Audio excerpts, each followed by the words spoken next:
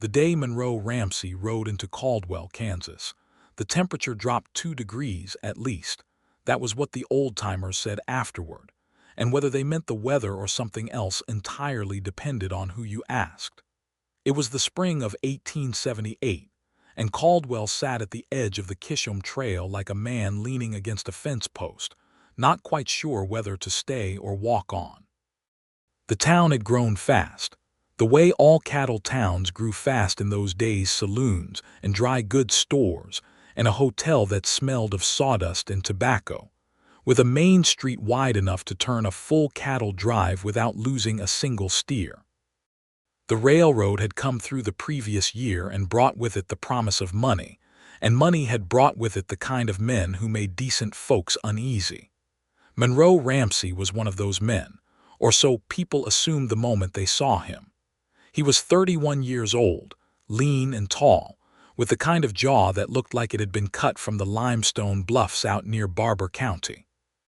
His hair was dark, almost black, and he wore it short beneath a wide-brimmed hat that had seen too many seasons to have much shape left in the brim.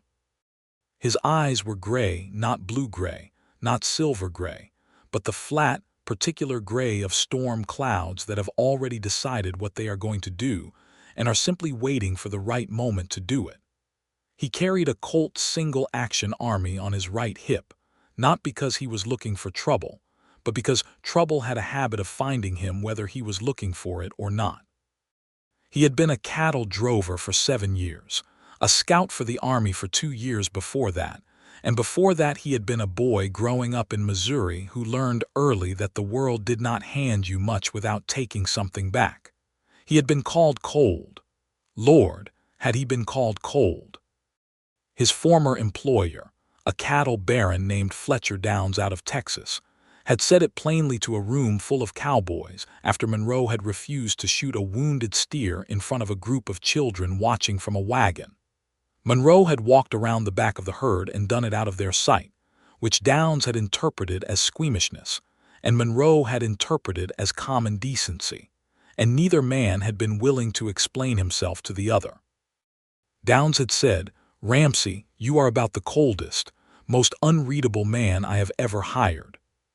He had not meant it as a compliment, and Monroe had not taken it as one, but he had tucked it away somewhere inside himself and let it settle there like a stone in still water.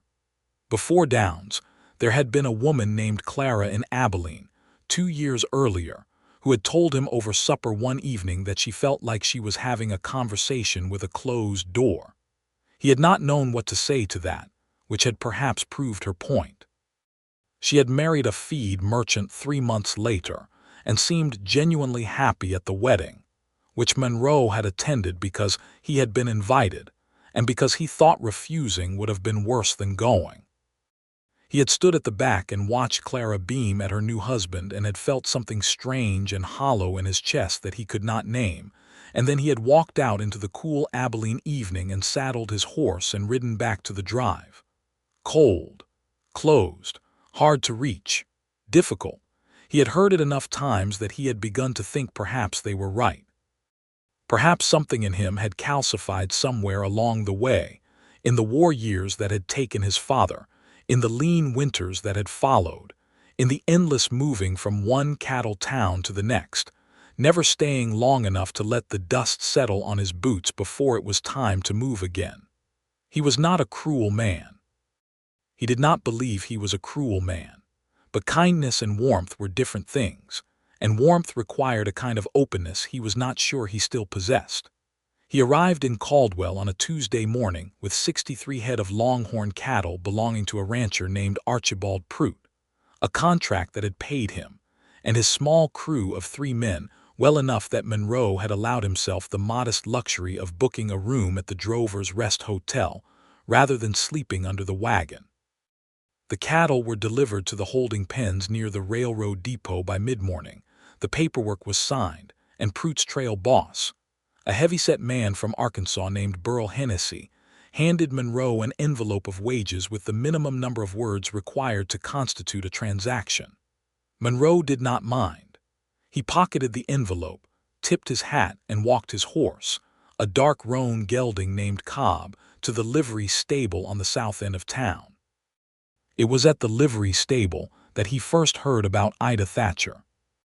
The stable owner, a compact, sun-weathered man named Ed Garrity, was the sort of person who could not go more than 4 minutes without sharing a piece of local news, and Monroe had barely finished arranging Cobb's feed and water before Garrity launched into his current favorite subject. "You see the new schoolteacher?" Garrity asked, leaning on a pitchfork with the easy posture of a man who has nothing pressing to do. "No," Monroe said. "Came in last month. From Ohio." Garrity said Ohio the way other men said France, with a mixture of respect and gentle suspicion. "Young woman, Thatcher's her name, Ida Thatcher. She's got the school over on Maple Street running proper now, which is more than old Perkins managed in 3 years. Good for the town," Monroe said, brushing Cobb down with steady strokes. "Council doesn't quite know what to make of her," Garrity continued, undeterred by Monroe's economy of response. "She's been asking about the children who aren't coming to school, the ones who live out past Sagebrush Creek. Mexican families, a few Osage children. The council says that's not the school's concern." He paused meaningfully. "She says it is." Monroe finished brushing Cobb and straightened. "What does she plan to do about it?" Garrity grinned. "That's what everybody wants to know." Monroe walked out into the sunlight and told himself he was not curious. He had cattle money in his pocket, a room booked for 3 nights, and a quiet intention to eat a decent meal, sleep in an actual bed, and decide where the next contract was coming from. He was not in the business of knowing about schoolteachers from Ohio. But Caldwell was a small town, and small towns have a way of arranging things without consulting anyone's intentions. He was at the counter of Mabel Greer's eating house, a low-ceilinged, pleasantly noisy establishment that served the best beef stew Monroe had encountered anywhere south of the Arkansas River, when the door opened and Ida Thatcher walked in. He would remember later that his first impression was not of beauty, though she was beautiful. His first impression was of purposefulness. She moved like someone who had somewhere specific to be and had calculated the most direct route to get there. She was carrying a stack of papers under one arm and a leather satchel over her other shoulder, and she was scanning the room with brown eyes that were alert and unself-conscious, the way a person's eyes move when they are looking for something practical rather than performing anything for an audience. She was perhaps 25 or 26, he thought, medium height. Dark hair pinned up efficiently under a sensible hat that suggested she had not chosen it for looks. She wore a blue dress that was practical in cut, dusty at the hem in the way that all hems in cattle towns became dusty within a week regardless of how carefully you tried to prevent it. She had a quality of contained energy about her, like a river that has decided to move briskly today. She sat down 2 tables from Monroe, spread her papers in front of her, and immediately began to read and annotate with a small pencil, paying no apparent attention to anyone around her. Monroe went back to his beef stew. He was nearly finished when a man came through the door that Monroe had noticed earlier in his sweep of the room, a broad-shouldered fellow in a town suit who had the look of someone who considered himself important in the local hierarchy. Monroe had observed, in the way he observed all things, that this man had the habit of surveying a room and making small adjustments to his posture, depending on whether he found anyone he considered his equal. He had found none so far, which had not seemed to trouble him. This man walked directly to Ida Thatcher's table, pulled out a chair without being invited, and sat down. "Miss Thatcher," he said, in a voice that carried. "I thought we had an understanding about last Friday's situation." Ida did not look up from her papers immediately. She finished the annotation she was making, set her pencil down, and then looked at him. "Mr. Crane," she said, with the precise degree of pleasant neutrality that Monroe recognized as something carefully constructed, "we did discuss it. I explained my position clearly." "Your position," Crane said, "is not a position the school board can support." "Then the school board and I will need to discuss it further," she said. I have sent letters to families in the Sagebrush Creek area inviting their children to attend. I have offered morning sessions on Saturdays for those who cannot come during the week. I have not asked the school board for additional funds to do so. I fail to understand the objection. The objection, Crane said, dropping his voice to a lower register that suggested he was now getting to the real point, is that certain members of this community do not want certain other children mixing with their children in a school that this community's taxes build. Ida looked at him for a moment in silence. That is an injustice, she said, and I do not intend to honor it. Crane's face colored. You are a hired teacher, Miss Thatcher, not a reformer. I am a teacher, she said evenly, which means I am precisely a reformer. That is, in fact, the definition of the work. Crane stood, pushing the chair back with a scrape that made several nearby diners glance over. I suggest you consider your employment carefully, Miss Thatcher. The board meets Thursday. He walked out. The room settled back into its noise after a moment, the way rooms do when the disruption has passed but the memory of it is still warm. Monroe watched Ida pick up her pencil, turn back to her papers, and make another annotation without any visible sign that she had been rattled. But he noticed, because he was the sort of person who noticed things, that the hand holding the pencil had a slight tremor in it, the kind that comes not from fear but from controlled anger being carefully managed. He paid for his meal, stood, and walked toward the door. He passed her table and then stopped, because something in him, some instinct he could not immediately identify, made him stop. For what it's worth, he said, you made a solid argument. She looked up. Her brown eyes found him directly, without coyness or pretense, and she studied him for a brief moment the way a thoughtful person studies something they want to understand accurately. Thank you, she said. Are you staying in Caldwell? A few days. Then perhaps I will see you at the school board meeting Thursday, she said, and there was something in her voice, not quite humor, not quite challenge, but something between them, that he found himself turning over in his mind for longer than seemed warranted. He walked out into the spring afternoon and told himself again that he was not curious. He was, though. He was distinctly and inconveniently curious. The next morning Monroe attended to the one piece of unfinished business. The cattle drive had left him. A dispute over 12 head of cattle that had gone missing between the Red River and the holding pens. He was fairly certain the animals had been cut out by a small-time rustler who operated between Caldwell and the Oklahoma Territory line, a shifty man named Deke Farrow, who had a reputation for being just clever enough to be a persistent nuisance, without being clever enough to be a genuine threat. Monroe spent the morning visiting the holding pens and the railroad depot offices, asking questions in the patient, thorough way that had always served him better than urgency. And by early afternoon, he had enough confirmation that the animals had been sold separately at a smaller pen operation east of town to take the matter to the marshal's office. Marshal Tom Beale was a man of 50 with a gray mustache and the resigned patience of someone who has learned that most problems eventually resolve themselves if you apply steady, unhurried pressure. He listened to Monroe's account, asked 3 clarifying questions, and said he would look into the Farrow situation that afternoon. Monroe thanked him and left, satisfied that the matter was in competent hands, and found himself at loose ends in the middle of the afternoon with the novel and slightly uncomfortable sensation of having nothing specific to do. He walked the length of Main Street twice, which did not take long. He visited the general store and bought a new leather strap for Cobb's bridle. He went back to the hotel, sat on the edge of the bed, and looked at the wall for a while. Then he put his hat back on and walked to Maple Street. The school was a modest single-room building with white-painted clapboard siding that was beginning to need fresh paint on the north side where the weather came in.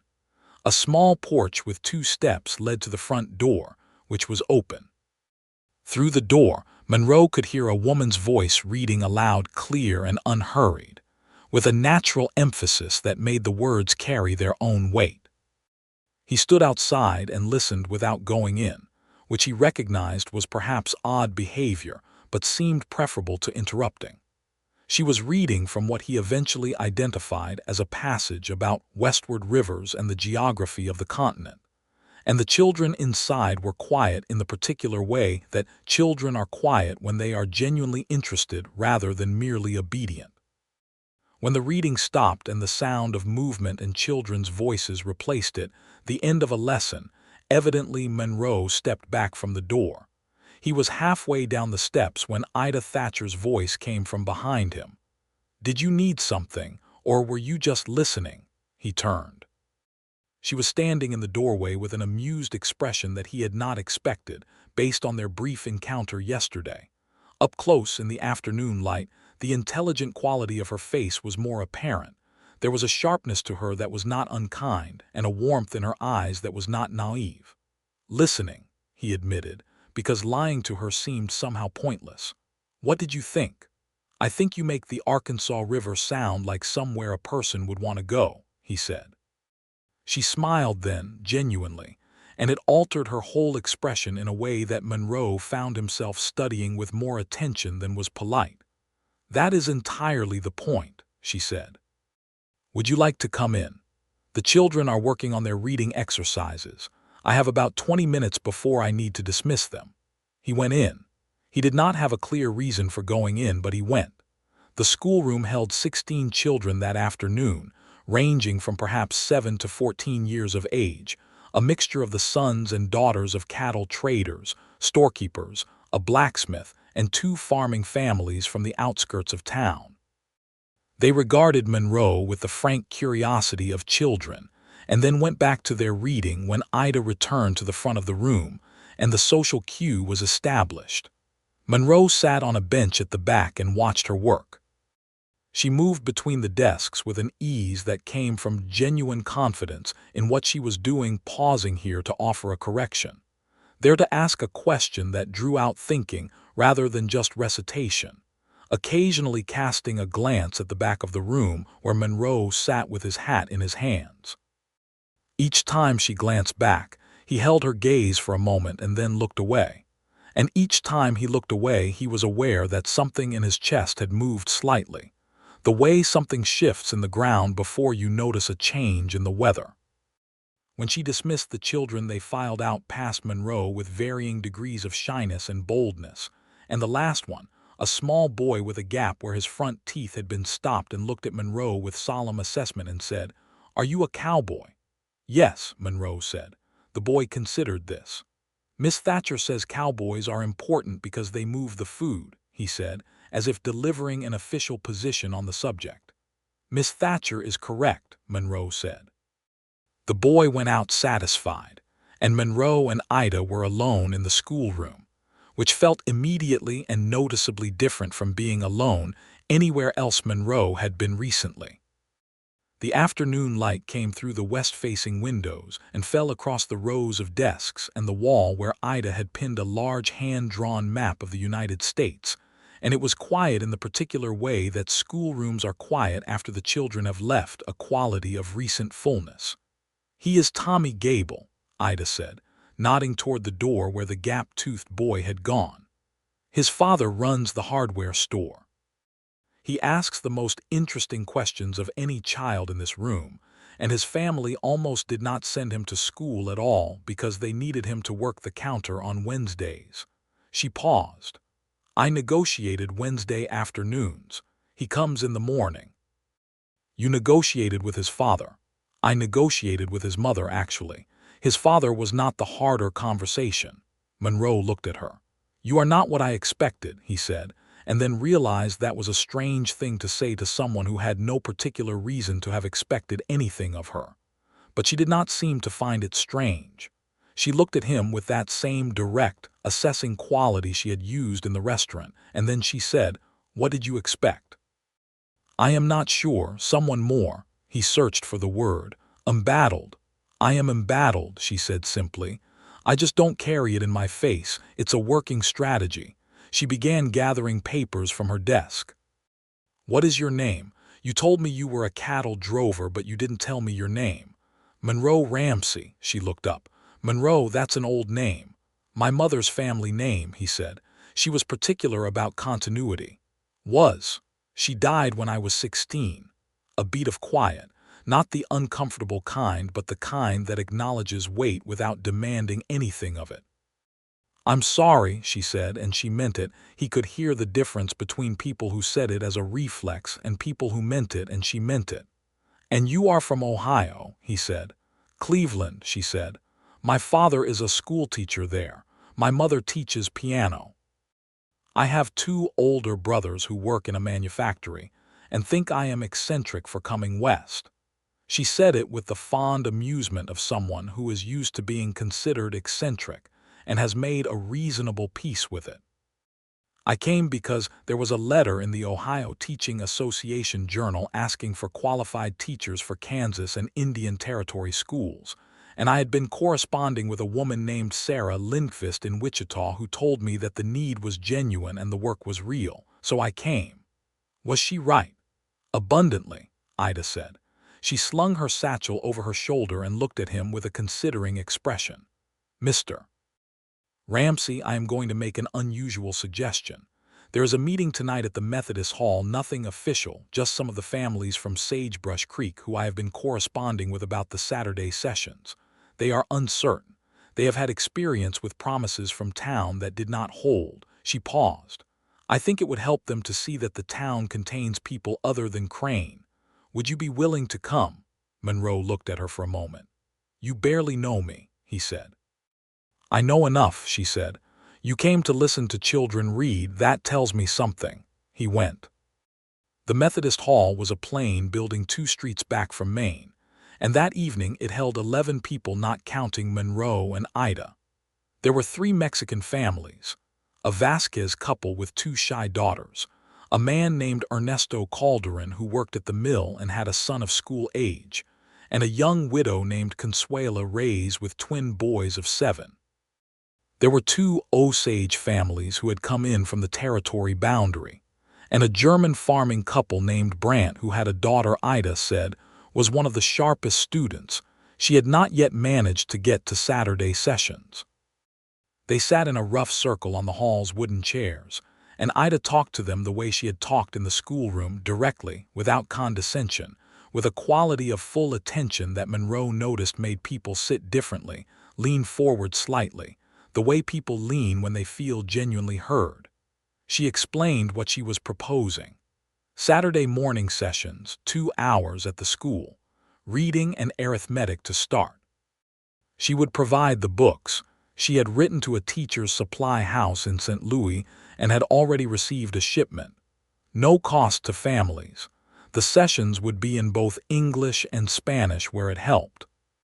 She looked at the Osage fathers with respectful honesty and said she was aware that the schools had not been kind to Osage children historically, that she could not make promises on behalf of anyone else in Caldwell, but that she could promise that in her schoolroom every child would be treated with equal dignity, and she would defend that with whatever influence she had. One of the Osage men, a grave, watchful man of perhaps 40, named Franklin Tall Feather, who spoke English with a deliberate precision, asked her a question in measured tones. He said, "What happens when you leave? Teachers come and go." Ida was quiet for a moment. "You are right to ask that," she said. "I do not intend to leave. I have signed a 3-year contract and I intend to fulfill it. After that, I intend to renew it if the board will have me, and if they will not, to find another means of continuing the work." She paused. "I cannot promise the future, but I can tell you that I am not someone who starts things I do not intend to finish." Monroe watched Franklin Tall Feather look at her for a long, quiet moment. Then the man nodded once and sat back. After the meeting, when the families had dispersed into the spring night, Monroe walked with Ida back toward the center of town. The night was warm in the particular Kansas spring way, with a soft wind coming down from the north that smelled of grass and something that might have been approaching rain. The main street was still lit and noisy from the saloons, but Maple Street was quiet, and Monroe found the quiet unusually pleasant. "Do you think they will come?" he asked. "Some of them will," Ida said. "The Vasquez girls will come. I could see their mother deciding during the meeting. Ernesto Calderon will bring his son." The Brant family will come, the Osage families, she considered. Franklin Tallfeather is waiting to see if I am what I seem to be. I understand that. I will be patient. You are not as worried about Thursday's board meeting as Crane wants you to be, Monroe observed. She glanced at him sideways. I have drafted letters to the Kansas State Superintendent of Public Instruction, to 2 members of the Kansas legislature who have been on record about public education, and to the Caldwell newspaper editor who printed a favorable piece about the school last fall. They are ready to send the moment the board makes a formal move against my contract. She said it matter-of-factly, without heat. Crane is a local man playing local politics. I am playing a slightly larger board. Monroe looked at her in the darkness. He was surprised by her, and he was not often surprised. He was not sure when he had last been genuinely surprised by anyone. You thought about all of this before you came, he said. I thought about all of this on the stagecoach from Wichita, she said. It was a long ride. They stopped at the corner of Maple and 2nd Street, where their paths diverged. Ida's boarding house was on 3rd, he knew, and his hotel was back toward Main. Thank you for coming tonight, she said. It mattered, having a man from the cattle trade in that room. It signals to those families that they have more standing in this town than Crane wants them to think. I was glad to come, Monroe said. And then, because he was not practiced at this kind of conversation but was finding that he wanted to continue it, would you have supper with me tomorrow? Mabel Greer's. She looked at him with that assessing quality, and he noticed for the first time that there was something slightly guarded at the back of it, not coldness, not disinterest, but the careful evaluation of a person who has learned to be thoughtful about where they place their trust. All right, she said. 6 o'clock. He walked back to the hotel in the warm dark and sat on the edge of the bed again. And this time, when he looked at the wall, it was not empty in the way it had been yesterday. He was thinking about brown eyes and the way a woman could make a room of nervous families sit forward in their chairs, and he was aware that the hollow thing in his chest, the thing that had been there, he realized, for quite some time, through all the drives and the towns and the women who had found him closed and cold and difficult to reach, was doing something he did not entirely recognize. He recognized it by the next morning, which was when he went to the marshal's office to check on the Faro situation, and found himself thinking about supper at 6 o'clock rather than about 12 missing longhorns. It was not, he thought, a sensation he had expected to feel again. He was not certain he had ever felt it quite this way. Supper at Mabel Greer's was the beginning of something that Monroe did not have a name for yet, but found himself unwilling to walk away from. They talked for 2 hours over beef stew and cornbread and strong coffee, and Monroe said more words in that 2 hours than he typically said in a week on the trail. It was not effortful. That was the remarkable thing. It did not feel like the painful work of performance that talking had always required of him in social situations. She asked questions that were genuinely curious rather than polite, and when he answered, she listened with the same quality of full attention she gave her students, and somehow the fullness of her attention made him want to fill it honestly. He told her about Missouri, and the farm, and his father who had ridden off to the war and come back 3 years later in a way that was technically living, but was not, in any meaningful sense, the same man who had left. He told her about learning to ride cattle before he could properly read, which she found professionally appalling and personally charming in equal measure. He told her about the scout years with the Army, which he was careful about. He had seen things in those years that he was not going to put into a supper conversation, but he told her enough that she could understand the shape of it, and she received that shape with a thoughtfulness that did not demand more than he offered. She told him about Cleveland and the house on the street near the lake, and her father who had filled every room with books, and her mother who had filled every room with music, and her own particular childhood caught between the two, falling asleep to the sound of Beethoven from the parlor, and waking to the sound of her father arguing with a newspaper. She told him about the university where she had trained as a teacher, and the professors who had not been entirely certain about women in the program, and the examination she had passed with the highest marks in her year. She said this last thing without vanity, as a simple fact, and he believed her entirely. "Why West?" he asked again. "Truly, not the letter in the journal." She was quiet for a moment, turning her coffee cup in her hands. "Because West is where things are not yet decided," she said finally. "In Cleveland, everything is already settled. The schools are built, the methods are established, the hierarchies are fixed. Here it is still being made." She looked up at him. "I want to be part of making it. I want to help make it something worth keeping." Monroe looked at her across the table in the warm lamplight of Mabel Greer's eating house and felt something in his chest do that shifting thing again, more pronounced this time. He thought about Fletcher Downs calling him cold. He thought about Clara in Abilene and the closed-door comparison. He thought about all the towns and all the drives and the years of moving, and how movement had become its own kind of answer. How he had learned to keep moving because stopping meant being somewhere, and being somewhere meant being seen, and being seen meant the possibility of precisely this. This woman with brown eyes and a cup of coffee and a question that opened something he had been keeping closed for a long time without fully intending to. He did not say any of this. He said, "I think you will manage it." And she smiled at him and said, "I think you would help if you stayed." The Thursday board meeting was, as Monroe had suspected it would be, a formal attempt by Crane and two allies on the 5-member board to censure Ida's Saturday Sessions initiative. Ida had sent her letters 2 days prior.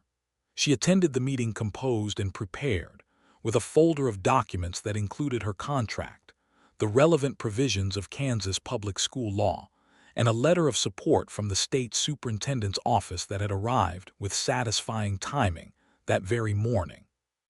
Monroe attended.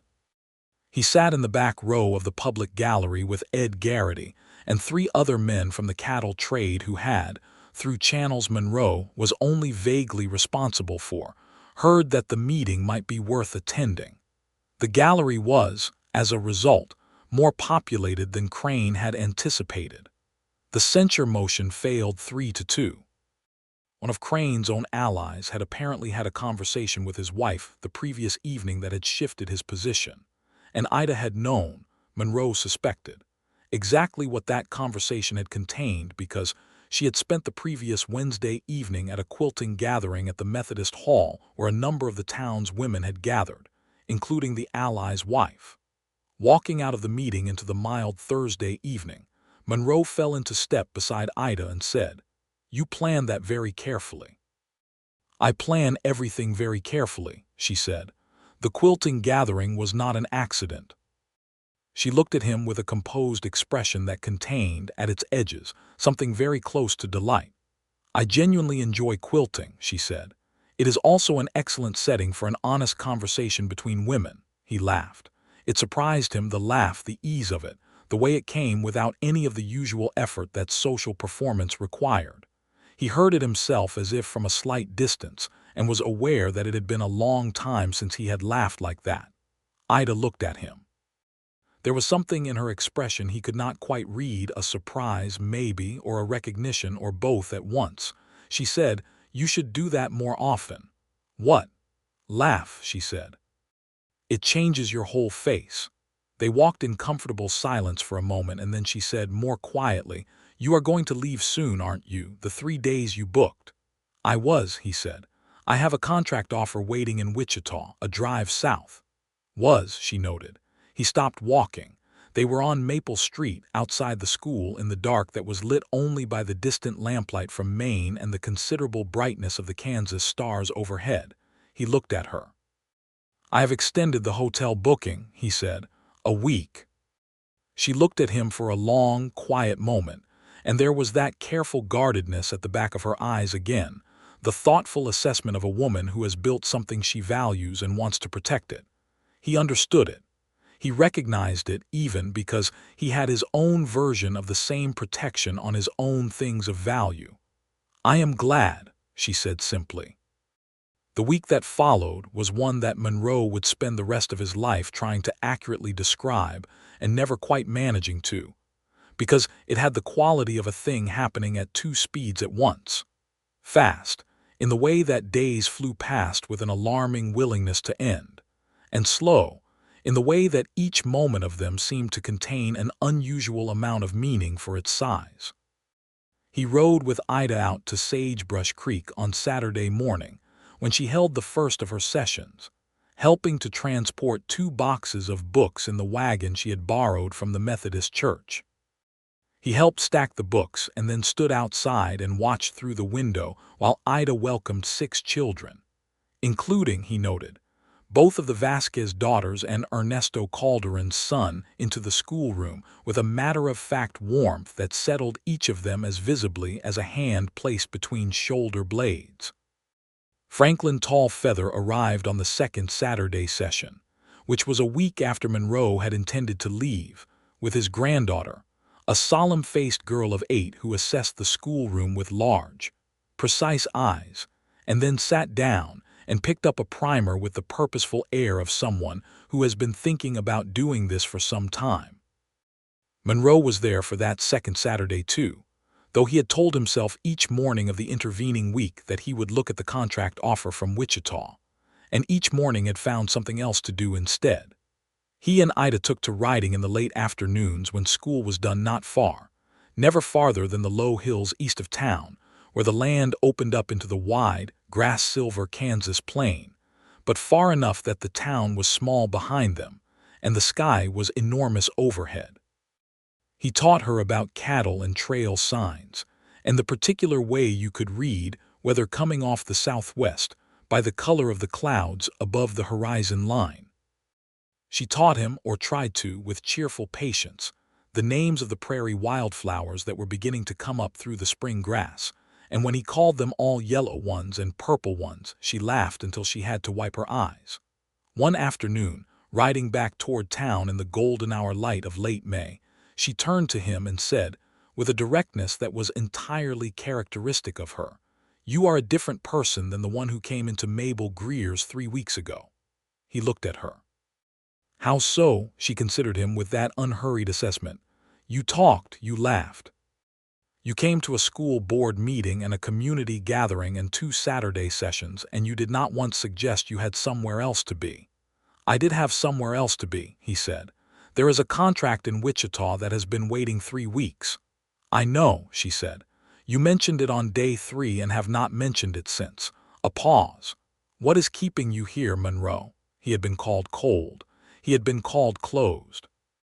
He had been called a man who did not show what he felt, who held the world at arm's length, who processed everything through a wall of stillness that made people around him feel as if they were talking to something behind glass. "You are," he said. The words came out simply, without embellishment, which was the only way he had ever been able to say true things. He watched her take them and saw something in her face move through the careful guard to something more open, something that was neither calculation nor performance but was purely, unmistakably feeling. "All right," she said softly. "Then I am glad you are still here."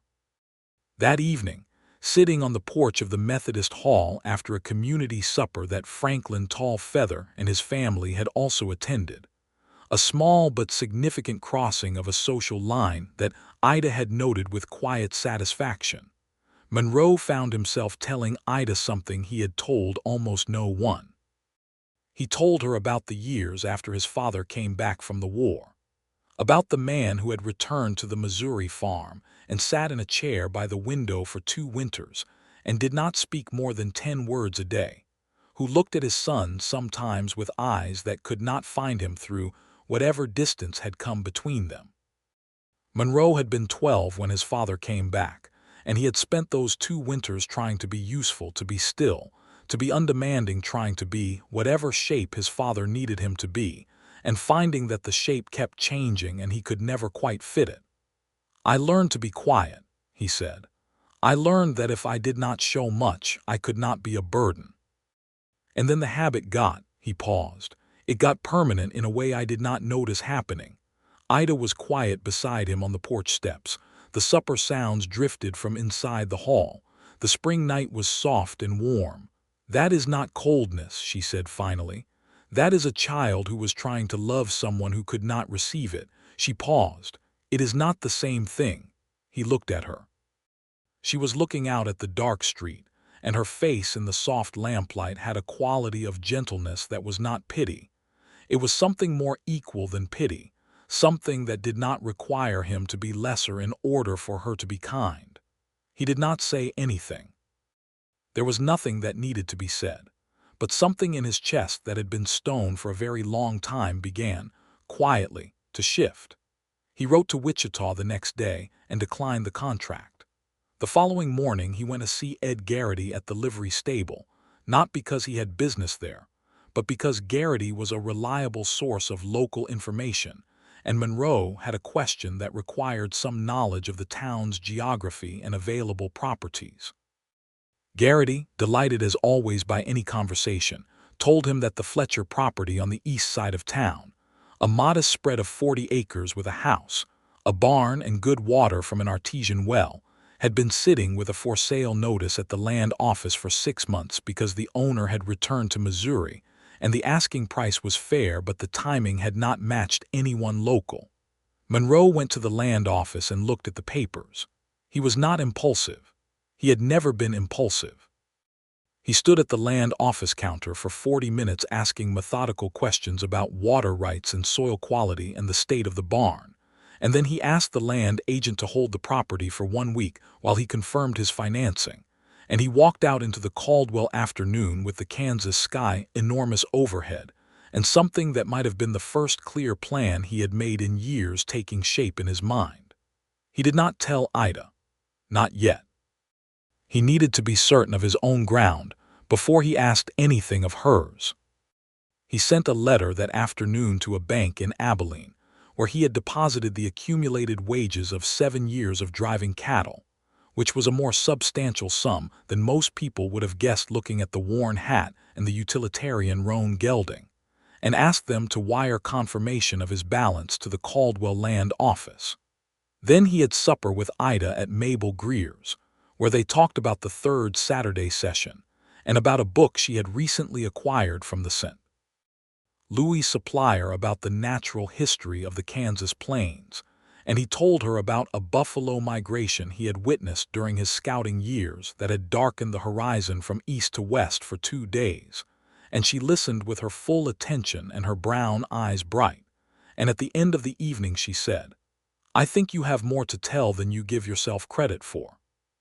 He walked her to the corner of Maple and Second, as he had every evening, and she paused there as she always did, and he looked at her in the half-dark with the stars very large overhead and said, "I am not leaving." She looked at him. "The week you extended runs out tomorrow," she said carefully. "I know." He held her gaze. "I am not leaving, Ida." In the lamplight from the distant street, something in her face moved through the careful guard with a completeness he had not seen before, fully open, fully present, all the calculation and strategy and careful management set aside. She reached out and placed her hand on his arm. It was a simple gesture. Her fingers rested on his forearm, just below the rolled cuff of his shirt, and she looked at him and said, "I feel warmth." He had been called cold so many times that it had sunk in. The way water sinks into limestone over years until it has made its own shape inside the stone. He had carried it so long that he had almost stopped questioning it, almost accepted it as geological fact about himself, that he was cold, that something in him did not conduct heat the way other people did, that the woman in Abilene and Fletcher Downs and all the others had simply seen accurately what was there. But Ida Thatcher's hand on his arm and those 3 words, simple, direct, true in the way she said all true things, went through all of that calcified certainty like the first crack in spring ice. "I have been told the opposite," he said. "I know," she said. "I think whoever told you that was not looking at the right thing." He covered her hand with his own. Her hand was warm and small beneath his fingers, and he held it there on his arm in the spring night, and looked at her with everything he had been keeping behind the wall visible, he thought, for perhaps the first time in longer than he could accurately recall. "I am going to buy the Fletcher property," he said. "I have been looking at it for 2 weeks. I am going to make it into a working ranch cattle to start, and I have been thinking about horses because I know horses and the army is still buying remounts at reasonable prices. I am not asking you anything yet. I want you to know that I am staying and that I am building something here, and I want you to know why." She looked at him for a long moment. He felt her fingers press slightly against his arm. "Why?" she said softly. "Because of you," he said, "and because I would like to see what a thing looks like when I stop moving and let it grow." She stood very still and her eyes were bright, and when she spoke her voice was steady, but there was emotion underneath it that she was not managing. She was letting it be there, which was, he thought, the greatest thing she could have done. "I am not going to make it easy for you," she said. "I am going to keep the Saturday sessions and fight the board when they need fighting and push this town to be better than it wants to be. I am going to write letters and organize quilting gatherings and generally be the most inconvenient person on the school board's agenda for the foreseeable future. I am telling you this now clearly." "I know," he said. "I would not have it otherwise." "All right," she said, and then very quietly, with the guard fully down and everything plain between them, "I am glad you are not cold, Monroe. I am very glad." The summer of 1878 in Caldwell was hot and dry in the way Kansas summers knew how to be, with the kind of heat that baked the dust white and made the cattle restless at midday and pulled the horizon into a swimming line of silver. Monroe took possession of the Fletcher property on the 3rd of June, having completed the purchase the previous week with a thoroughness of paperwork that the land agent described as the most organized transaction he had processed in 2 years of practice. The house needed work. The north-facing wall was drafty, 2 windows needed reglazing, and the kitchen was smaller than it ought to be for a working ranch. Monroe did not mind. He had spent 31 years moving from one place to another, sleeping in bunkhouses and hotels and under wagons and beside campfires, and the prospect of a drafty wall and small kitchen in a house that was actually his was more appealing than he had words for. He spent his evenings and his free mornings working on the repairs with a steady, focused energy that was new, not urgent, not compelled, but genuinely invested, which was different. He hired 2 men for the ranch work. A steady young drover named Abel Cruz, 22 and dependable, who had worked the Chisholm Trail for 3 seasons and was ready to put down roots of his own, and a man of 55 named Walt Beecham who knew horses the way Monroe knew cattle and who proved, additionally, to have a remarkable gift for carpentry that resolved the kitchen-size problem within a month. Ida came to the ranch for the first time in late June, on a Sunday afternoon when the school was quiet, and she had no quilting gathering or organizational meeting to attend. Monroe showed her the barn, which he was quietly proud of, and the artesian well, which produced water so clear and cold it was startling in the summer heat. She walked through the house with attention and intelligence, pausing in each room with a thoughtfulness that was not evaluation, but was something closer to imagining. In the kitchen, freshly expanded by Walt Beecham's considerable talent, she stood at the window that looked east toward the grass and the low hills, and was quiet for a moment. "I can see why you chose it," she said. "It chose me somewhat," he said from the doorway. "Garrity mentioned it and I could not stop thinking about it." She looked at him over her shoulder. "That is how I felt about Caldwell," she said. "I read the letter in the journal and it was as if someone had described a place they had made specifically for me." He crossed the kitchen and stood beside her at the window. The afternoon light was long and warm, and the grass beyond the window moved in a slow, private way in the warm breeze. She was close enough that he could have reached out and taken her hand, which he did, without drama or ceremony, simply because he wanted to and had learned that the simplest way to do a thing was to do it. She looked down at their joined hands and then up at him, and smiled. He had been thinking about something for several weeks. He had been thinking about it carefully, which was his way of thinking about everything, not impulsively, not at the surface, but taking it down into his deeper attention and turning it over until he was certain of it from all sides. He had been thinking about what it meant to stop moving. He had been thinking about Ida's hand on his arm on the corner of Maple and Second, and the brown eyes in the lamplight, and the evening on the Methodist hall porch when she had told him that learning to be quiet was not coldness, that it was a child trying to love.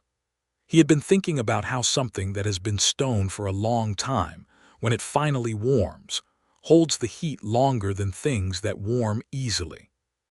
"There is something I want to ask you," he said, standing at the kitchen window with her hand in his, and the Kansas afternoon enormous and warm around them.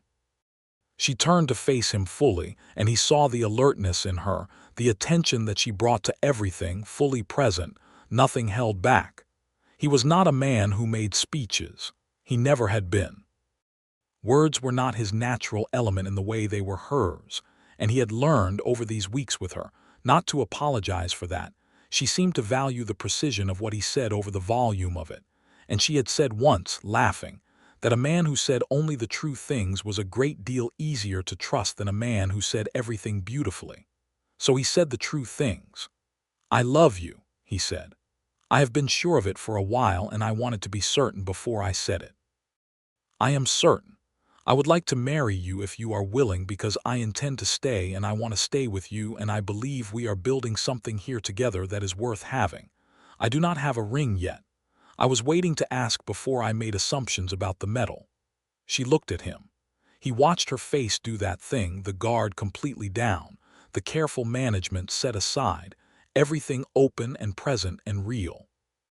Her eyes were bright, and she blinked once slowly, and he thought she was going to speak immediately, but she did not.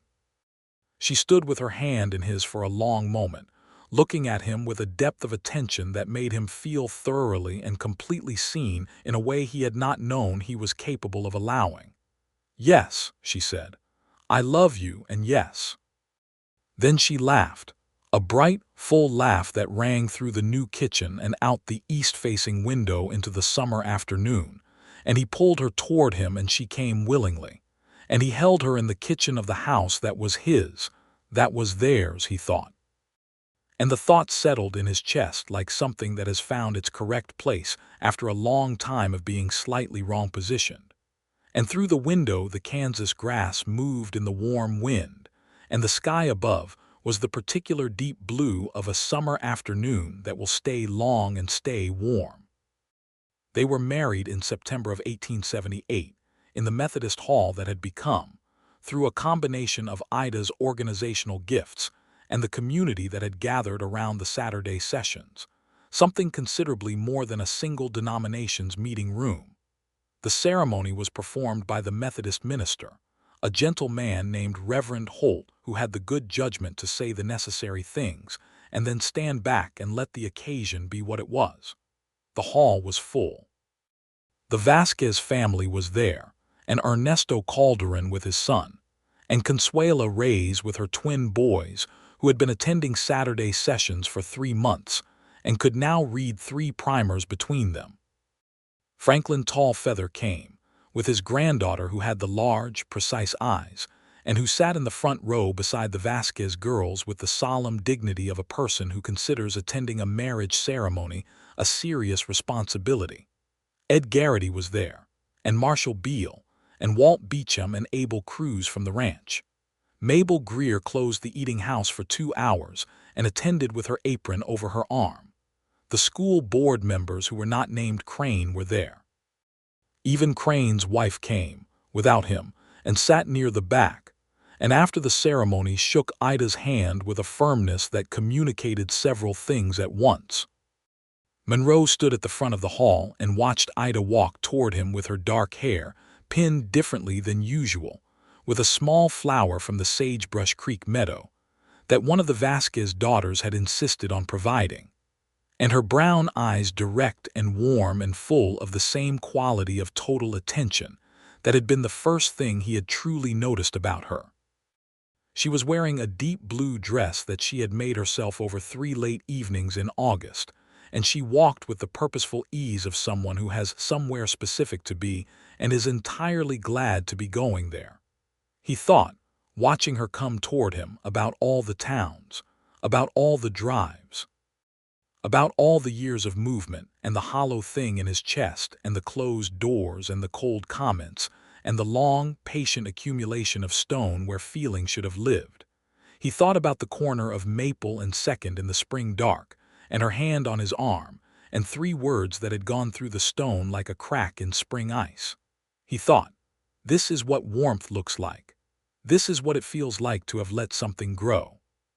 She reached him and took his hand, and he held it as he had held it in the kitchen, and Reverend Holt began the words, and Monroe looked at his wife-to-be with everything open, everything fully, deliberately open, and felt nothing cold anywhere in himself at all. The winter of 1878 settled over Caldwell and the surrounding plains with the patient authority of a Kansas winter, bringing 2 significant snowfalls and a cold snap in December that froze the artesian well's surface for a week. Monroe and Ida lived in the ranch house that Walt Beecham had shaped into something genuinely comfortable, with the kitchen at the heart of it, and a fireplace in the main room that Monroe had rebuilt with stones brought up from the creek bed, fitted together with a precision that Walt said was the work of someone who thought in 3 dimensions. Ida continued the Saturday sessions through the winter, which required a wood stove to be kept burning in the schoolroom from 6 in the morning. Monroe drove her to school on Saturday mornings in the wagon, a routine that he had suggested and that she had accepted with the matter-of-fact pleasure she brought to all the small things they had arranged into a life together. The sessions had grown. By December, 14 children attended regularly, including 3 who had not been enrolled in the regular school before and were now making the transition. Franklin Tall Feather's granddaughter, whose name was Clara, a coincidence Monroe had noted with a private sense of gentle irony, was the top reader in the Saturday group and was being recommended by Ida for advancement to the regular school's upper level in the spring. The school board had been notably quieter since the September meeting when the censure motion had failed, though Crane had not abandoned his position so much as retreated to a strategic distance from which he occasionally lobbed a written objection into the record. Ida read these objections with efficient attention, responded to them in the formal written minutes with careful and citation-supported rebuttals, and then went back to teaching. Monroe watched this process with admiration and a growing conviction that Ida Thatcher Ramsey was the most effectively purposeful person he had ever encountered. Christmas at the ranch was quiet and warm. Ida's parents, the schoolteacher father and the piano-teaching mother, had sent a letter that arrived in November expressing both congratulations on the marriage and a maternal concern about Kansas winters that Ida found touching and Monroe found very slightly amusing. Abel Cruz ate Christmas supper with them and contributed a tamale recipe from his grandmother that Ida spent 2 November evenings learning from him, with results that were imperfect but genuinely delicious. Walt Beecham spent Christmas with his sister's family in town. Monroe had, by December, established the ranch's first meaningful horse contract with a remount agent from Fort Dodge, who visited in October and expressed professional satisfaction with the 5 horses Monroe had prepared for the first sale. The cattle portion of the operation was modest, still 32 head on winter range, but the plan was sound, and the land was good, and the water from the artesian well was better than reliable. Sitting by the fire on Christmas evening, with the December wind making its presence known against the north wall, Ida said, "I have something to tell you." He looked at her. She was sitting across from him with a cup of tea, and there was something in her expression, not hidden, never hidden with her, but present in a way that was waiting for the right moment to be fully said. "I am expecting," she said simply. He was quiet for a moment. That was not a hesitation, but was a fullness of taking it in, the fact of it, the enormity and the simple rightness of it, the way it connected to everything he had been building with the deliberate steadiness of the past 7 months. He moved from his chair to beside her and took her hand, and she leaned against him in the firelight, And they sat like that while the wind worked at the north wall, and the fire made its small, persistent sounds.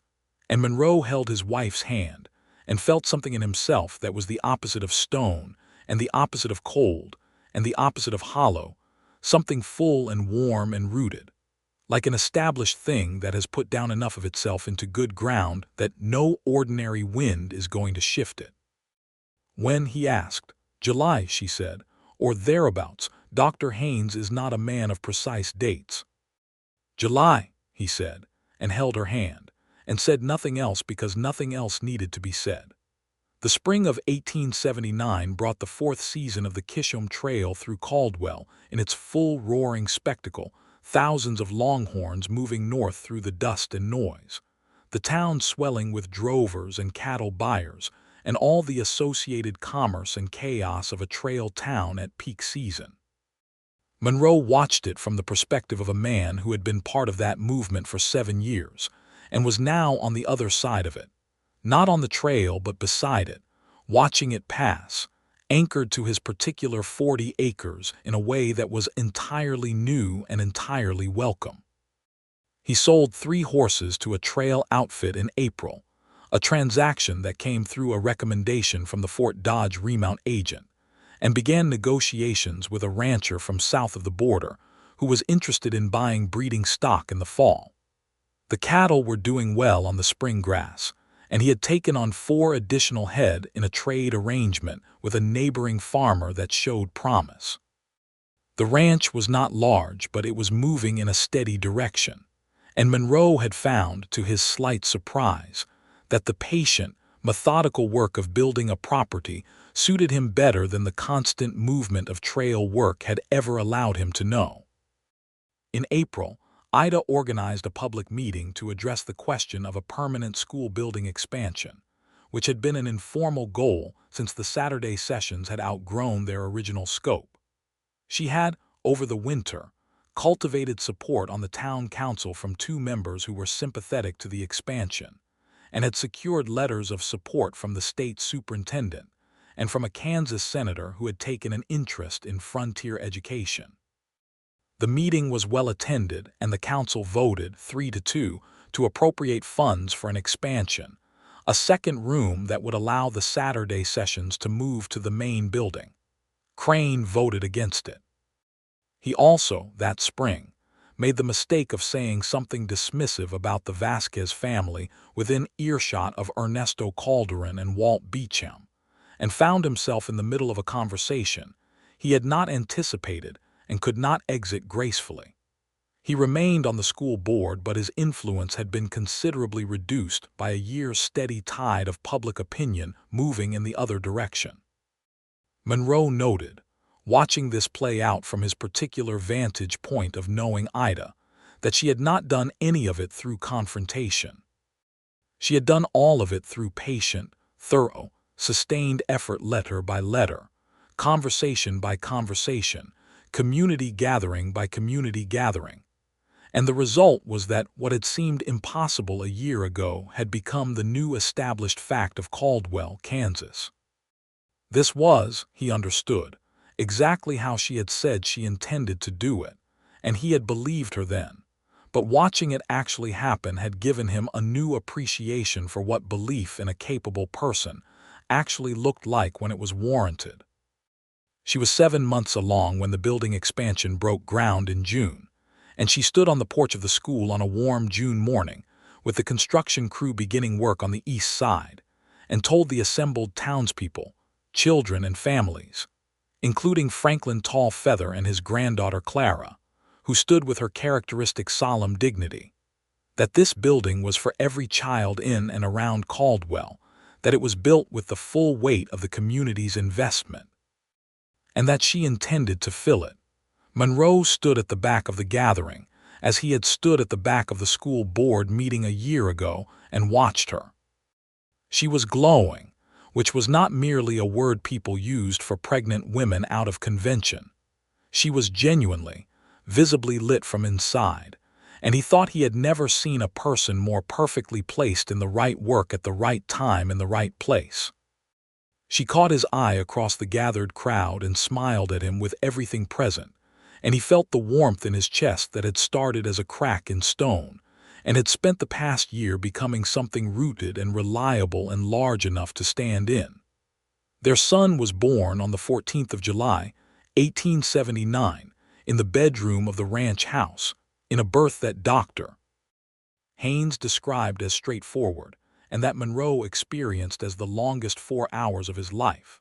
The doctor and a midwife named Mrs. Paulson managed the proceedings with brisk competence, and Monroe was firmly directed to the kitchen, where he sat at the table and drank 3 cups of coffee that he did not particularly want, and listened to the sounds from the bedroom with the focused, controlled anxiety of a man who is very good at managing himself and is finding his limits.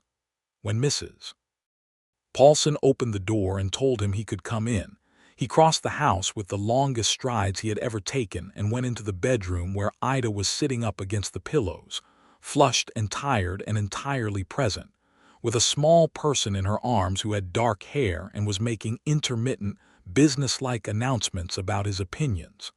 Monroe sat on the edge of the bed and looked at his son. "He looks like he has things to say," he said. Ida laughed, which was the best sound he had ever heard.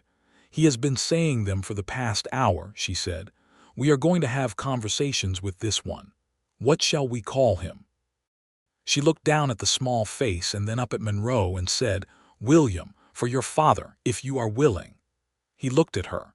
He thought about the man in the chair by the Missouri window and the 12-year-old boy who had tried to be quiet enough to help, and what it meant to name something forward from a complicated place. "William," he said, and it was right, and he was willing. He reached out and Ida placed the baby William, their son, in his arms, and he held him with the careful steadiness of hands that were used to managing large, unpredictable animals, and found that a small person required something different. Not strength, exactly, but presence. Fullness. He held his son in the afternoon light of the bedroom and felt, with a completeness he could not have described to anyone who had not felt it themselves, that every road and every drive and every cold comment and every town and every hollow, difficult year had been, in some very specific and personal way, on the way to exactly this room, this woman, this child with the dark hair and the opinions. The autumn of 1879 settled over the ranch, and the town with a golden ease, the kind of Kansas autumn that earns its season by being the best of what a season can be. The grass went copper and amber on the low hills, and the sky was the clearest blue Monroe had ever associated with permanence, not the dramatic blue of storm weather on its way, but the steady, well-established blue of a day that intends to be exactly what it is without apology. William was 3 months old and had settled, after an initial period of vigorous testing, into a temperament that Ida described as considered and Monroe described as watching things. He was a quiet baby who observed the world with large, grave eyes that were going to be gray, the doctor said, when they settled, and who responded to voices with an attention that Ida said was the first sign of a reader and Monroe said might equally be the sign of a very good horseman. They argued this point with pleasure over supper on several evenings and resolved nothing, which was satisfying. Franklin Tallfeather visited the ranch in October, which was the first time he had come, and sat with Monroe on the porch in the afternoon light and talked for a long time about horses and land and water. He had a quality of attention that Monroe recognized, the same quality of full, undemonstrative presence that Monroe had, he realized, been cultivating in himself his whole life without knowing it was a quality and not a deficiency. They did not talk about the school directly, but when Tallfeather left he paused on the porch steps and said, with the deliberate precision that was his habit, "Your wife is a woman who does what she says." "She is," Monroe said. "That is rarer than it should be," Tallfeather said. Monroe agreed, and they exchanged a nod that contained more than most longer conversations, and Tallfeather rode off down the road in the autumn afternoon. In November, a letter arrived from Ida's parents in Cleveland, informing them that her mother and father intended to make the journey to Kansas the following spring to meet their grandson. Ida read the letter at breakfast with a smile that had in it all the warm complexity of a person who loves her family and has also entirely outgrown the world they know. Monroe looked at the letter and then looked at his wife and said he would make sure the guest room was finished before May, which required a small amount of additional carpentry that he asked Walt Beecham to schedule, and which Walt did with the cheerful practicality of a man who knows his work is valued. The school expansion was completed in November, and the new room opened on the first Saturday of December with 22 children in attendance, 14 in Ida's room, 8 in the new room managed by a second teacher Ida had recruited from Wichita, a young woman named Miss Harriet Forbes who had been recommended by Sarah Lindquist, and arrived in October with 3 trunks of books and an immediately evident gift for reaching children who had been told they were slow learners. Clara Tallfeather, in Ida's room, was reading at the level of a child 3 years older, a fact that Ida presented at the December board meeting with the particular quiet triumph of someone who has been saying something for a year and is now presenting the evidence. Crane resigned from the school board in January of 1880.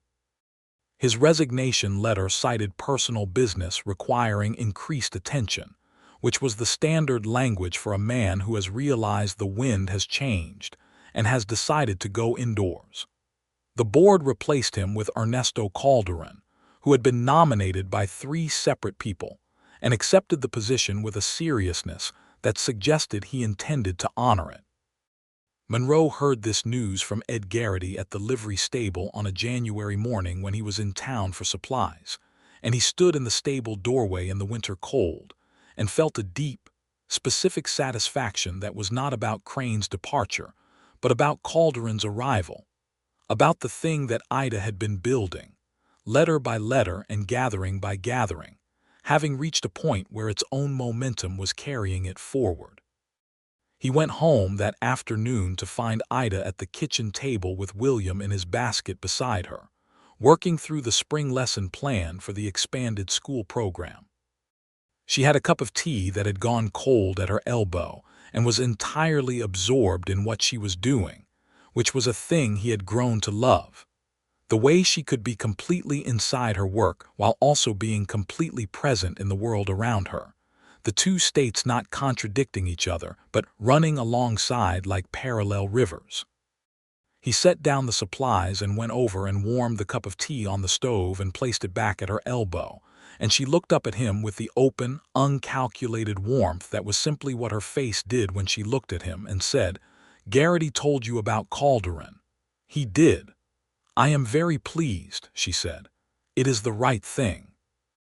"It is," he said, and sat down across from her, and watched his son sleeping in the basket and his wife working in the warm kitchen of the house that they had made theirs, and felt the full, settled, permanent warmth of a life that had found its form. The spring of 1880 brought Ida's parents, Thomas and Ida Thatcher, a gentle, bookish man and a warm, practical woman who arrived on the Wichita stage in April with 4 pieces of luggage between them, and the slightly dazed expression of people who have processed Kansas for the first time. Monroe met them at the stage stop with the wagon, and William and Ida, who introduced everyone with the clear organizational efficiency she brought to everything, and Ida Thatcher looked at her daughter's husband for a long, assessing moment and then took both his hands in hers and said, "She wrote us about you. You are exactly what she described." Monroe, who did not know what Ida had described and was perhaps slightly terrified of the answer, said, "I hope that is favorable." Ida smiled. "She said you were honest and steady and that you made her laugh in a way she had not expected," she said. "That is about as favorable as it gets."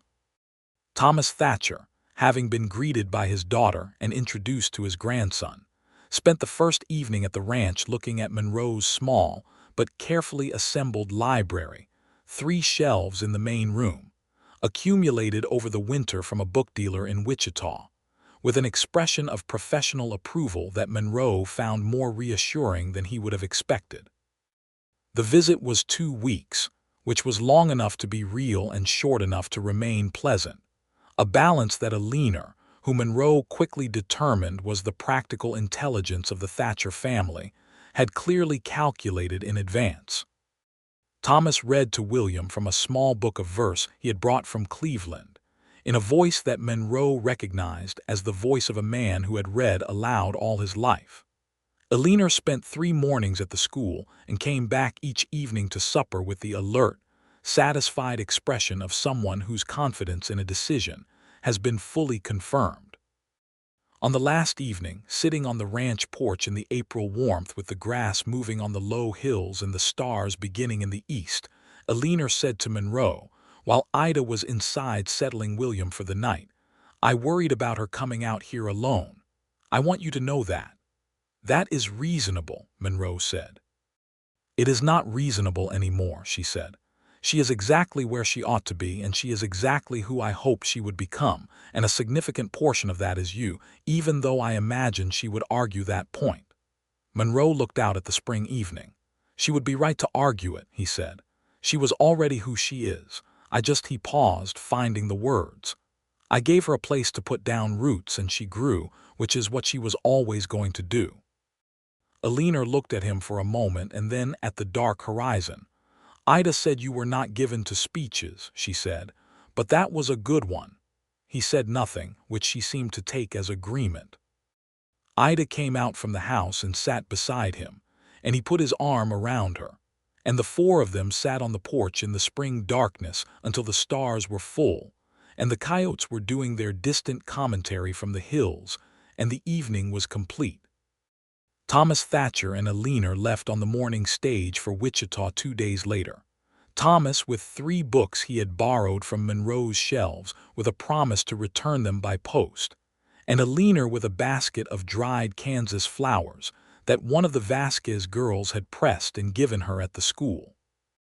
They waved from the stage window until the distance took them, and Monroe stood beside Ida on the Main Street boardwalk with William on his hip and watched the stage grow small in the direction of Wichita.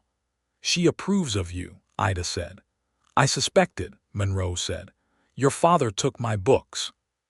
She laughed and leaned against him, and William, disturbed by the stage disappearing, made a thoughtful sound that was either concern or commentary, and Monroe shifted him to the other hip, and they walked back toward where the wagon was hitched, through the busy morning main street of Caldwell with its cattle noise and its commerce and its smell of dust and grass and possibility. The summer of 1880 was full. The horse operation had grown to the point where Monroe had sold 12 horses by August, which was enough to make the ranch genuinely profitable rather than merely promising.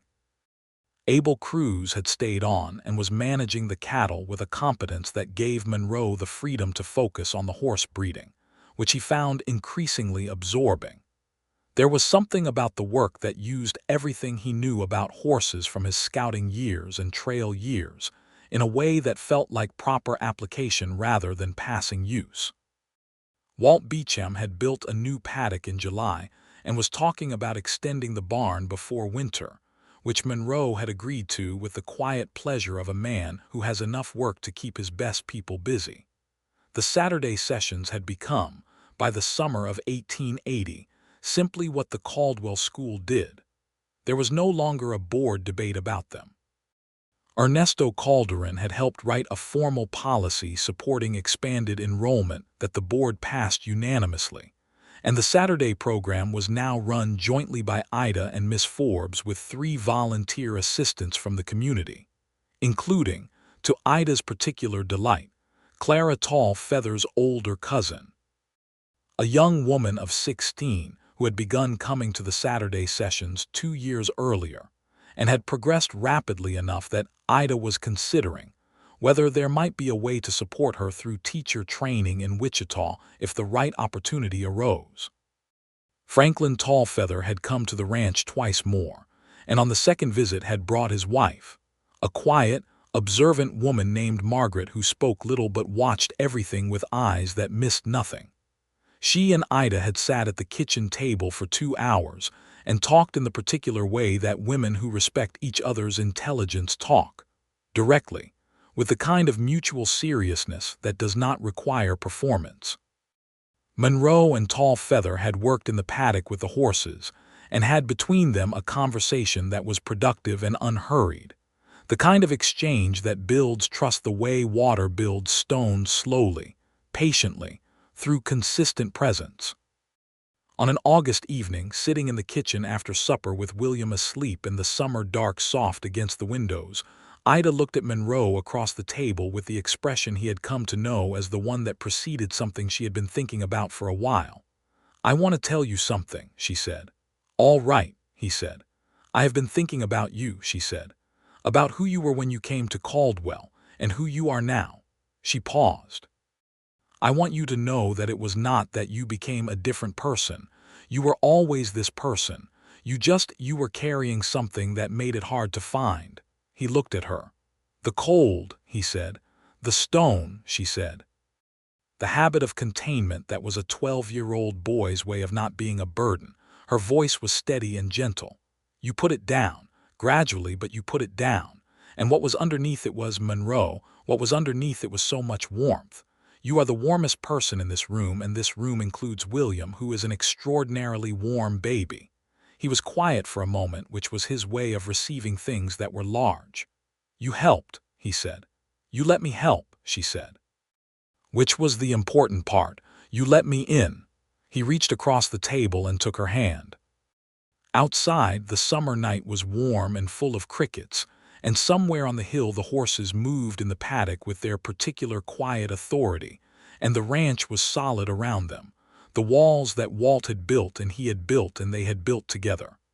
"I am glad I let you in," he said. She turned her hand over and held his, and smiled at him with everything open, and said, "So am I."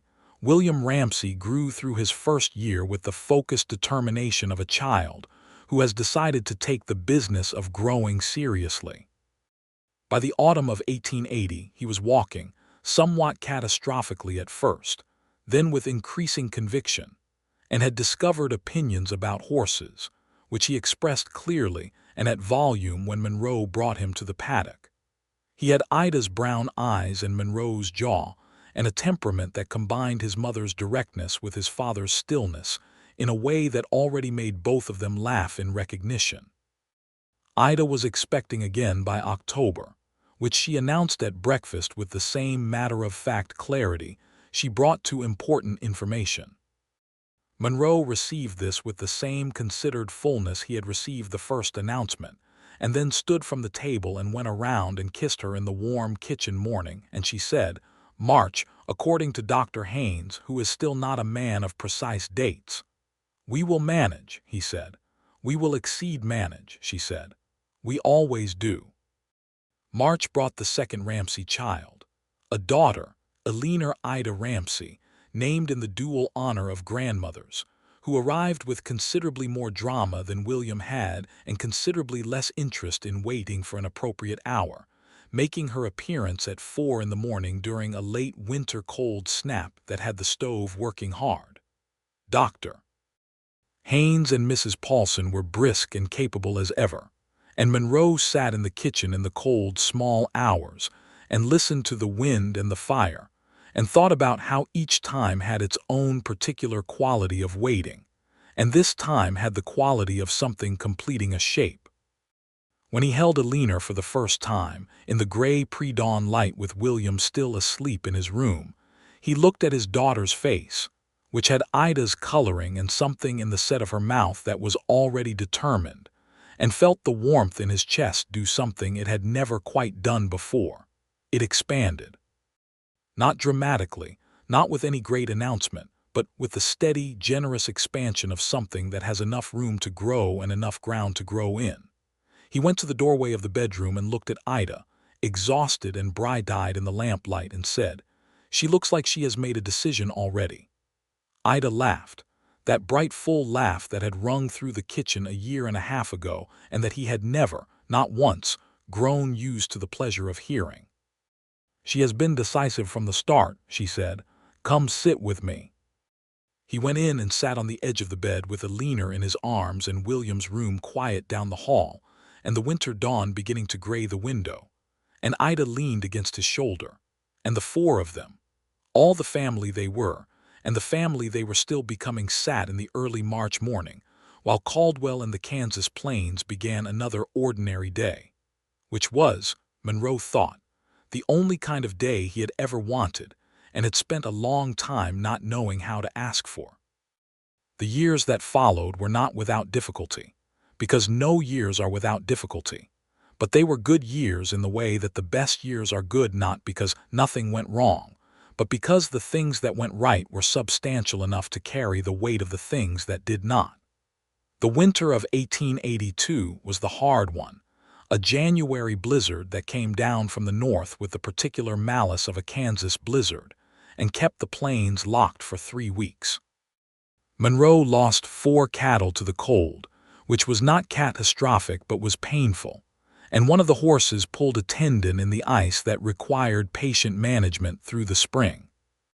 But the ranch held, and the house held, and the family was warm inside it, and Monroe spent those 3 weeks of blizzard doing the reading he had let accumulate and teaching William, who was now 2½ and extremely interested in letters, the alphabet by firelight, which was something he would remember as one of the specific happinesses of his life. Ida was unable to hold the Saturday sessions for those 3 January weeks, but she wrote letters during the snowbound evenings and dispatched them. The moment the roads opened, letters to the families to confirm the school was resuming, letters to the state superintendent to request a modest additional allocation for winter heating of the expanded building, and a letter to Sarah Lindquist in Wichita about the young Osage woman who was now, finally, enrolled in a teacher training course in Wichita, with the help of a scholarship that Ida and Ernesto Calderon had spent 6 months putting together from a combination of town council funds and private donor contributions.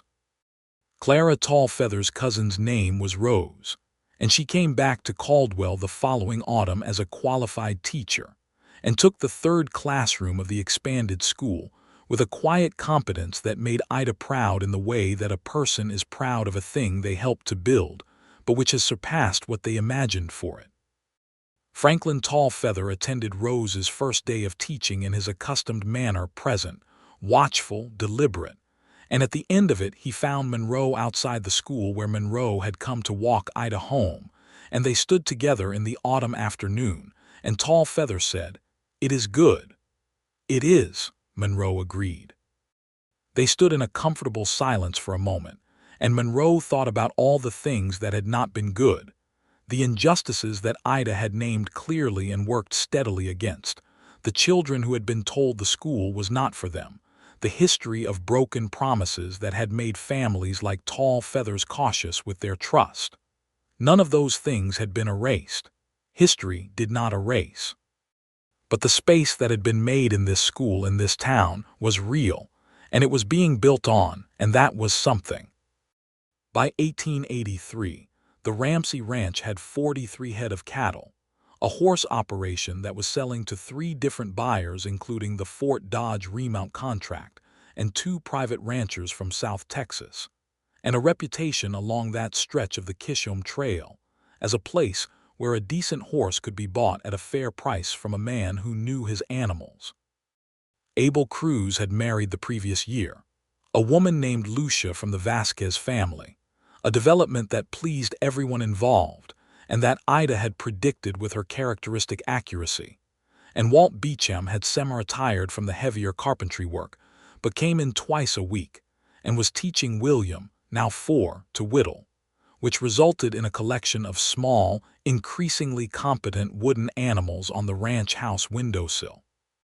Eleanor was 2, walking and talking with the decisive determination of someone who had been planning to do both since before she arrived. She had her mother's brown eyes and had inherited, apparently from the combined forces of both parents, a quality of intense, focused attention that made strangers slightly uncertain whether they were being assessed or welcomed, and that Monroe recognized with deep affection as something he had once had to be told was a quality rather than a deficiency. In the spring of 1883, Monroe was repairing the north fence line on a Thursday afternoon, a solitary methodical task that he had always found satisfying. When Ida rode out from the house on the smaller bay mare that had become hers over the past 2 years, she dismounted and walked to him, and he set down his tools because Ida did not generally ride out to the fence line unless there was something on her mind. She stood in the April afternoon with the wind in the grass around them and the ranch house visible to the west and said, "Harriet Forbes is leaving. She is going to Wichita to marry." He waited. "I have been offered the school principal position," she said. "Formally, unanimously." He looked at her for a moment. She was 30 years old, and in the spring light she was very beautiful in the way that someone is beautiful when they are entirely themselves, when the life they are living fits the person they are and there is nothing straining against anything else. "Congratulations," he said, and meant it with everything. She smiled. "It means more time, more work. I may need to reduce my own classroom hours in exchange for administrative work, that is." She made a small gesture that contained the mild exasperation of someone who would rather be teaching than administrating. "Necessary. You will manage," he said. "You always exceed manage." She laughed, and he laughed, and the April wind moved between them with the easy familiarity of something that belongs to the place where it is, and Monroe looked at his wife in the spring afternoon of their ranch and thought, "This is it. This is the thing I was always moving toward, and I did not know it until I stopped moving."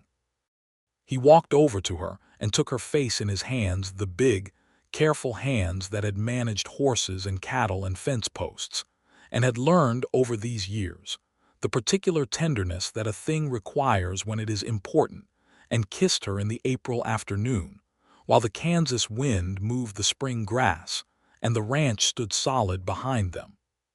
She kissed him back with the full presence she brought to everything, and then leaned her forehead against his chest and said quietly, "I am so glad I came west." "So am I," he said, and held her in the afternoon light, and knew that everything was exactly where it ought to be. The summer of 1883 brought a third pregnancy, which Ida announced in June with the same breakfast-table clarity and Monroe received with the same deep, considered happiness. Dr. Haynes, who had attended all 3 of their births and was showing no signs of retirement, estimated October. Monroe noted privately that October was not July or March, which introduced some meteorological variety into the proceedings. The October baby arrived on the 17th, which was a warm, still day with the autumn colors at their fullest on the hills east of the ranch. He was a boy, James Thomas Ramsey, the Thomas for Ida's father, who received the news by telegraph in Cleveland, and responded with a letter of such touching elation that Ida read it aloud at supper with a voice that was steady for the first 2 paragraphs and warm and slightly uneven for the rest. James was, from the beginning, a sociable child. Where William was watchful and Eleanor was decisive, James was warm in the open, easy way of a person who has decided that the world is interesting and the people in it are worth engaging. Monroe held him in the first hours and thought, "This one will talk to everyone," and was certain, looking at the small, interested face, that he was right.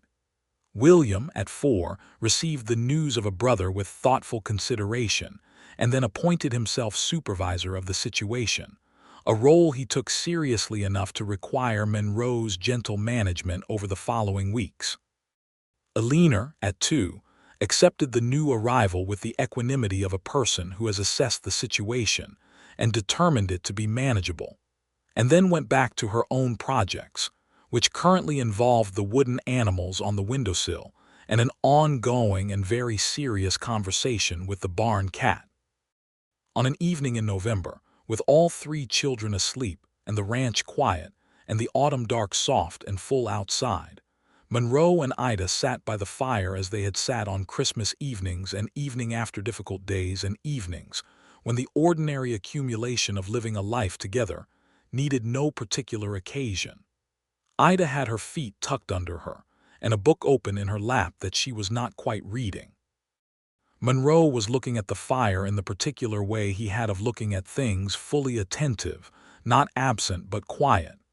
"What are you thinking about?" she asked. He considered the question, which he always took seriously. 12 years ago, he said, I was on a drive through Indian Territory in November 1871. We had a bad crossing on the Cimarron, and I lost a boot in the mud and rode the last 40 miles with one boot on and a sacking wrapped around the other foot. A pause.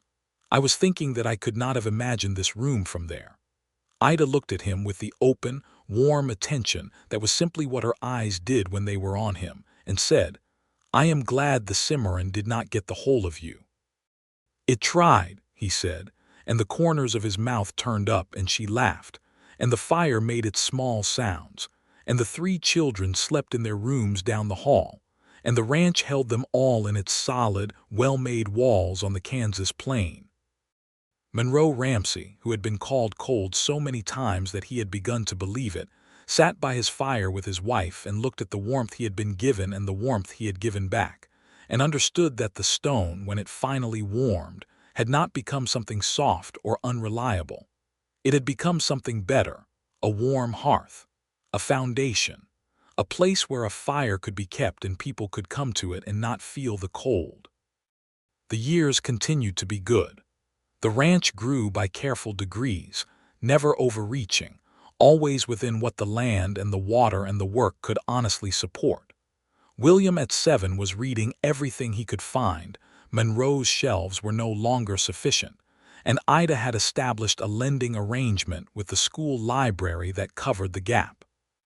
Alina at 5 was helping Walt Beecham in the garden with a thoroughness of effort that Walt said, with professional admiration, was the best garden labor he had encountered. James at 3 was, as Monroe had predicted, talking to everyone, including the horses, who did not seem to object. The school had 3 qualified teachers by 1885 and a 4th room under construction, and Ida, as principal, had brought the Saturday programs into the full school week as standing components. Rose was teaching the upper grades with a skill that had drawn a small note of commendation from the state superintendent's annual report. Franklin Tallfeather and his family had become, through the steady accumulation of years and trust, and the particular honoring that comes from doing what you say you will do, a genuine part of the extended community that surrounded the school and the ranch. Margaret Tallfeather and Ida had a friendship that was quiet and particular and deep, built on the specific respect of 2 women who see each other clearly. Monroe rode the fence lines in the autumn mornings the way he had always ridden, steadily, attentively, reading the land with the habit of a man who has learned to pay careful attention to the world he is responsible for. The gray eyes that people had once read as cold or unreadable had, in the way of things that have been properly used and properly loved, deepened rather than hardened. The people who knew him well, Ida, Abel Cruz, Walt Beecham, Franklin Tallfeather, young William, who had his father's quality of quiet watching, knew what the stillness was. It was not absence. It was presence of a particular kind, attentive and grounded, the opposite of cold. On the morning of his 38th birthday, in the October of 1885, Monroe stood on the ranch porch in the early light with his coffee and looked at the hills and the grass and the sky that was his particular sky, the one he woke under every morning and intended to wake under for the rest of his mornings, and thought about the drive through Indian Territory and the cold winter mornings under wagons and the hollow thing that had lived in his chest for so long that he had mistaken it for something structural. Ida came out behind him with her own coffee and stood beside him, and William appeared in the doorway still in his sleeping clothes, peering at the morning with his father's gray eyes and his mother's sharp attention, and Alina was behind him pulling on his sleeve about something that needed immediate resolution, and James appeared below William's elbow already talking about something he had decided about during the night. Monroe stood on the porch in the October morning with his family around him like the ranch was around the family, solid, warm, right-sized, built to last, and felt the warmth in his chest that had started as a crack in spring ice and had become, over these years of love and work and staying, the constant and most reliable thing he possessed. He looked at Ida. She was watching the morning the way she watched everything, fully present, fully awake, and she turned and looked at him with those brown eyes that had seen him clearly from the first and had said, in the lamplight of a spring night on a Kansas corner, that they felt warmth. He had been called cold so many times he had almost believed it. He did not believe it anymore. He reached out and took his wife's hand in the October morning, and she leaned against him, and the children argued and the horses moved in the paddock, and the Kansas sky was very large and very clear, and Monroe Ramsey stood on the porch of his life and was warm entirely and permanently all the way through.